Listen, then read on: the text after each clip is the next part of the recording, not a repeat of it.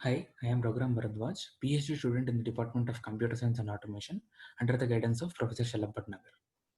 I am going to present my research multi-agent reinforcement learning and its applications to smart grids. Coming to the cooperative multi-agent setting, here the objective for us is to compute a joint action sequence that not only minimizes the total cost objective criteria, but also satisfies the total cost penalty constraint criteria. To solve this, we utilize the Lagrangian formulation and propose three nested actor-critic algorithms. The motivation for this is as follows. In many real-world applications cannot be considered in the context of single-agent RL, owing to which the study of multi-agent RL has emerged. In many practical multi-agent applications, along with minimizing the total cost, we also encounter the constraints specified on the joint action taken by the agents. So the goal of the agents in this setting is to compute a joint action sequence that minimizes the long-run objective function, while at the same time they also meet the given constraints of the system. We formulate this in the framework of stochastic game, where n is the number of agents, s is the state space, a1 to an are actions of agents 1 to n, t is the probability transition matrix, c is the cost, and gamma is the discount factor. The objective of the agents in this cooperative stochastic game setting under the constraints is to learn the joint constraint optimal policy pi star, where pi 1 star to pi n star are individual optimal policies of agents 1 to n, that solves the following optimization problem. That is, it minimizes the expected total discounted cost subject to the criterion that expected total discounted penalty is less than or equal to the threshold parameter alpha, which is specified on the system. In order to solve this, we construct this nested actor critic architecture. The inner loop is a policy actor critic, where the policy actor is responsible for improving the policy based on the feedback given by the policy critic. And the outer loop is responsible for satisfying the penalty constraints. Here, the penalty actor is responsible for improving the Lagrange multipliers based on the feedback given by the penalty critic.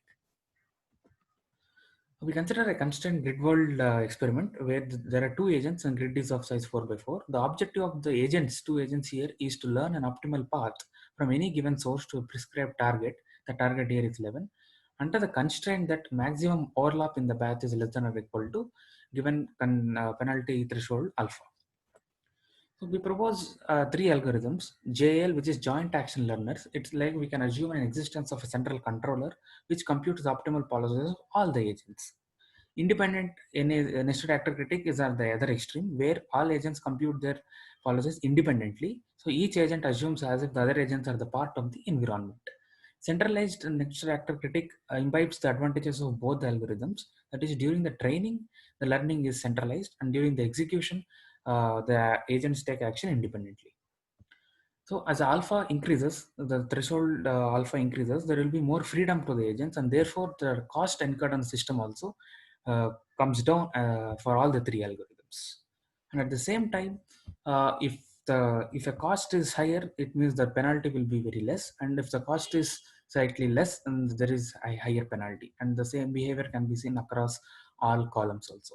Alpha equal to 3 and alpha equal to 5. Simple spread, this is another experiment where we have implemented our algorithms. This is an extension of a grid world to a continuous space. Even in this experiment, we see the similar behavior where if the cost is less, the expected penalty is slightly higher. Now coming to the application to smart grids.